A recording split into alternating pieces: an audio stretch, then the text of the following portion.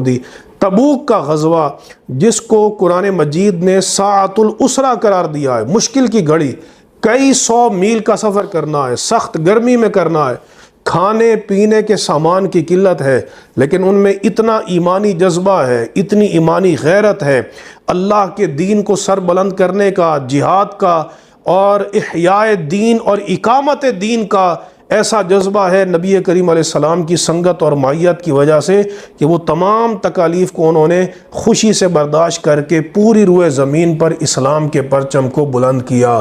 اس لیے نبی کریم علیہ السلام نے واضح طور پہ فرمایا کہ اگر تم احد پہاڑ جتنا سونا خرچ کرو اور میرا کوئی صحابی 8 سیر جو خرچ کرے تو اللہ تبارک و تعالیٰ تمہیں احد پہاڑ جتنا سونا خرچ کرنے پہ اتنا اجر و ثواب نہیں عطا کرے گا جتنے میرے صحابی کو 8 سیر جو خرچ کرنے پہ اللہ اجر و ثواب عطا فرمائے گا۔ اللہ تبارک و تعالیٰ ان سے راضی ہو اور ان کے صدقے اللہ